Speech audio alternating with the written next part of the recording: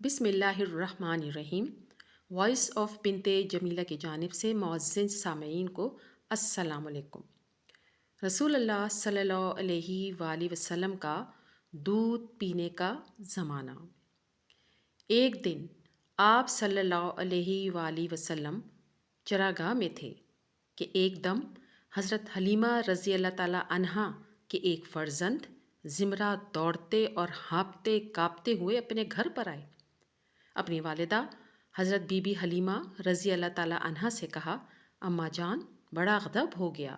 محمد صلی اللہ علیہ وآلہ وسلم کو 3 آدمیوں نے جو بہت ہی سفید لباس پہنے ہوئے تھے چت اٹھا کر ان کا شکم پھاڑ ڈالا ہے، اور میں اسی حال میں ان کو چھوڑ کر بھاگ آیا ہوں۔ یہ سن کر حضرت حلیمہ رضی اللہ تعالیٰ عنہا اور ان کے شوہر دونوں بدحواس ہو کر گھبرائے ہوئے دوڑ کر جنگل میں پہنچے تو دیکھا کہ باقی تفصیلات کے لیے آئیے اپنی ویڈیو کا آغاز کرتے ہیں۔ سب سے پہلے رسول اللہ صلی اللہ علیہ وآلہ وسلم نے ابو لہب کی لونڈی حضرت صوبیہ کا دودھ نوش فرمایا، پھر اپنی والدہ ماجدہ حضرت آمنہ رضی اللہ تعالیٰ عنہا کے دودھ سے سیراب ہوتے رہے۔ پھر حضرت حلیمہ سعدیہ رضی اللہ تعالیٰ عنہا آپ کو اپنے ساتھ لے گئیں اور اپنے قبیلے میں رکھ کر آپ کو دودھ پلاتی رہیں، اور انہی کے پاس آپ صلی اللہ علیہ وآلہ وسلم کے دودھ پینے کا زمانہ گزرا۔ شرفۂ عرب کی عادت تھی کہ وہ اپنے بچوں کو دودھ پلانے کے لیے گرد و نواح دیہاتوں میں بھیج دیتے تھے۔ دیہات کی صاف ستھری آب و ہوا میں بچوں کی تندرستی اور جسمانی صحت بھی اچھی ہو جاتی تھی، اور وہ خالص اور فصیح عربی سیکھ بھی جاتے تھے، کیونکہ شہر کی زبان باہر کے آدمیوں کے میل جول سے خالص اور فصیح و بلیغ زبان نہیں رہا کرتی۔ حضرت حلیمہ رضی اللہ تعالیٰ عنہا کا بیان ہے کہ میں بنی سعد کی عورتوں کے ہمراہ دودھ پینے والے بچوں کی تلاش میں مکہ کو چلی۔ اس سال عرب میں بہت سخت کال پڑا ہوا تھا۔ میری گود میں ایک بچہ تھا، مگر فقر و فاقہ کی وجہ سے میری چھاتیوں میں اتنا دودھ نہ تھا جو اس کو کافی ہو سکے۔ رات بھر وہ بچہ بھوک سے تڑپتا اور روتا بلبلاتا رہتا تھا، اور ہم اس کی دلجوئی اور دلداری کے لیے تمام رات بیٹھ کر گزارتے تھے۔ ایک اونٹنی بھی ہمارے پاس تھی، مگر اس کے دودھ بھی نہ تھا۔ مکہ مکرمہ کے سفر میں جس خچر پہ میں سوار تھی وہ اس قدر لاغر تھا کہ قافلوں والوں کے ساتھ نہ چل سکتا تھا۔ میرے ہمراہی بھی اس سے تنگ آ چکے تھے۔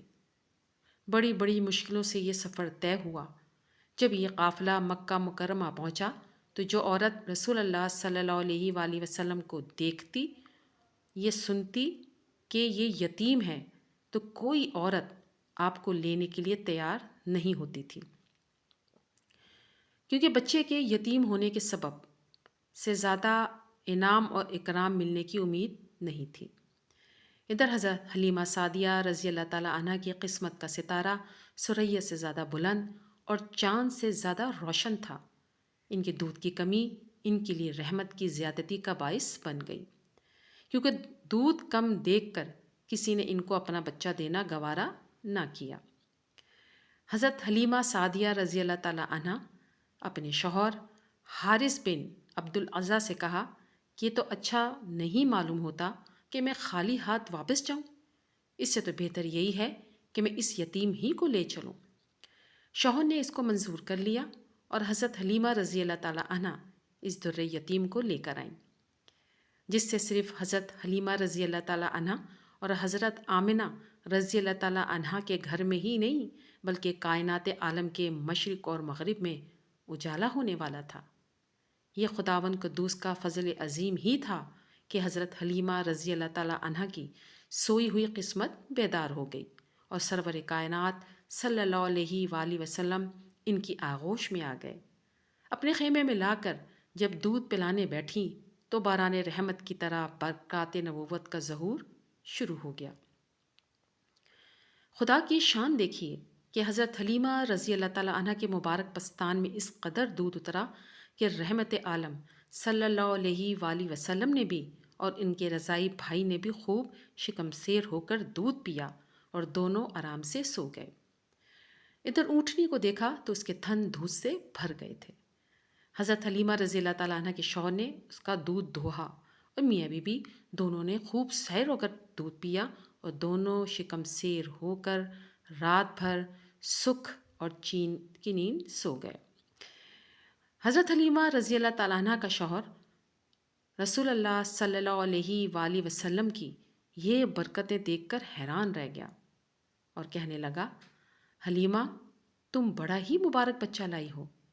حضرت حلیمہ رضی اللہ تعالیٰ عنہ نے کہا کہ واقعی مجھے بھی یہی امید ہے کہ یہ نہایت ہی بابرکت بچہ ہے اور خدا کی رحمت بن کر ہم کو ملا ہے، اور مجھے یہی توقع ہے کہ اب ہمارا گھر خیر و برکت سے بھر جائے گا۔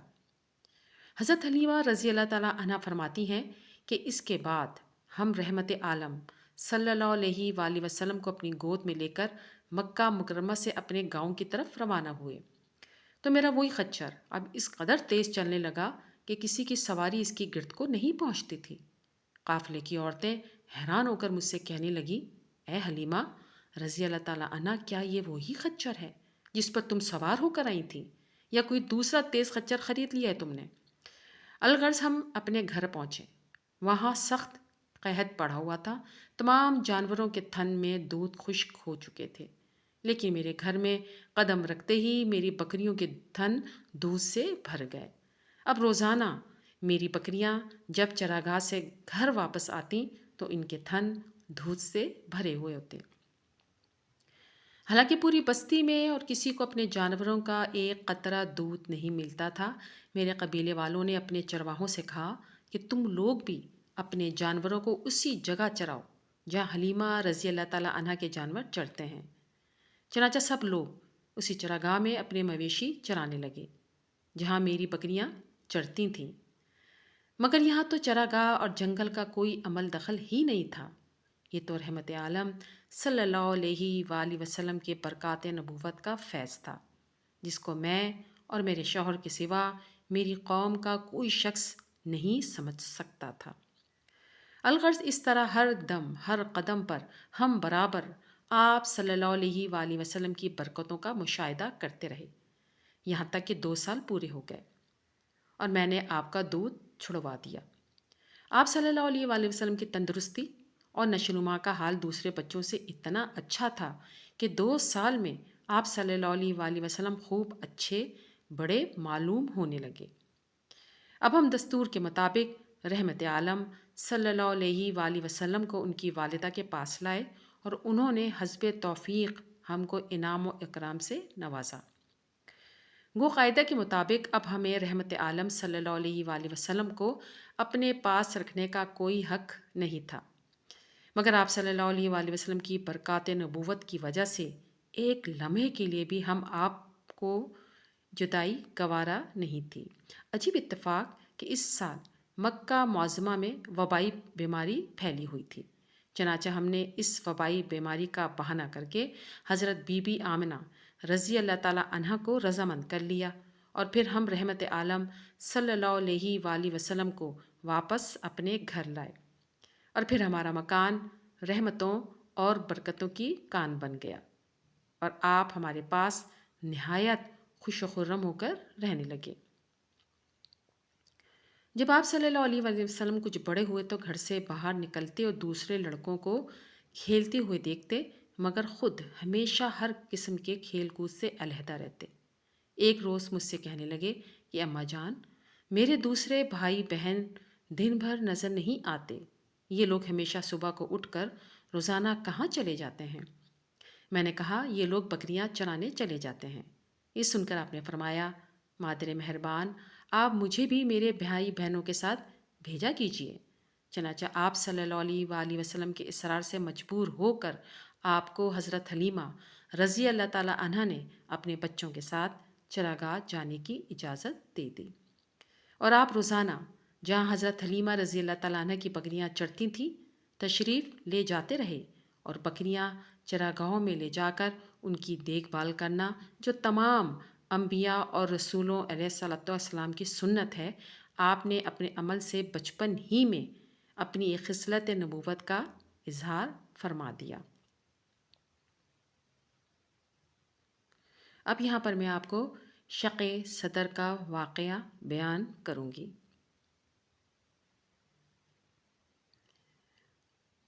ایک دن آپ صلی اللہ علیہ وآلہ وسلم چراگاہ میں تھے کہ ایک دم حضرت حلیمہ رضی اللہ تعالیٰ عنہا کے ایک فرزند زمرہ دوڑتے اور ہانپتے کانپتے ہوئے اپنے گھر پر آئے اور اپنی ماں حضرت بی بی حلیمہ رضی اللہ تعالیٰ عنہا سے کہا، اماں جان، بڑا غضب ہو گیا۔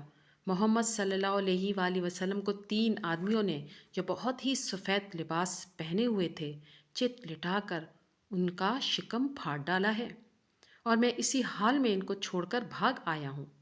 یہ سن کر حضرت حلیمہ رضی اللہ تعالیٰ عنہا اور ان کے شوہر دونوں بدحواس ہو کر گھبرائے ہوئے دوڑ کر جنگل میں پہنچے تو یہ دیکھا کہ آپ صلی اللہ علیہ وآلہ وسلم بیٹھے ہوئے ہیں، مگر خوف و ہراس سے چہرہ زرد اور اداس ہے۔ حضرت حلیمہ رضی اللہ تعالیٰ عنہا کے شوہر نے انتہائی مشفقانہ لہجے میں پیار سے چمکار کر پوچھا، بیٹا کیا بات ہے؟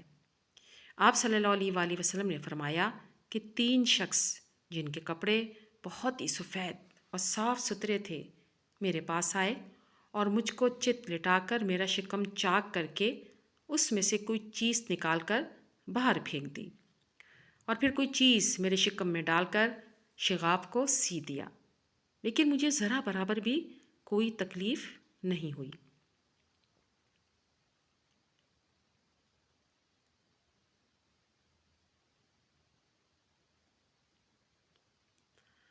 یہ واقعہ سن کر حضرت حلیمہ رضی اللہ تعالیٰ عنہا اور ان کے شوہر دونوں بے حد گھبرائے، اور شوہر نے کہا کہ حلیمہ رضی اللہ تعالیٰ عنہا، مجھے ڈر ہے کہ ان کے اوپر شاید کچھ آسیب کا اثر ہے، لہٰذا بہت جلد تم ان کو ان کے گھر والوں کے پاس چھوڑ آؤ۔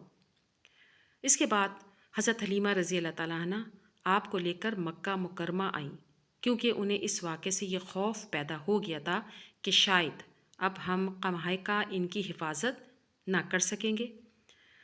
حضرت حلیمہ رضی اللہ تعالیٰ عنہا نے جب مکہ معظمہ پہنچ کر آپ صلی اللہ علیہ وآلہ وسلم کی والدہ ماجدہ بی بی آمنہ کے سپرد کیا تو انہوں نے دریافت فرمایا، حلیمہ، تم تو بڑی خواہش اور چاہ کے ساتھ میرے بچے کو اپنے گھر لے گئی تھیں، پھر اس قدر جلد واپس آنے کی وجہ کیا ہے؟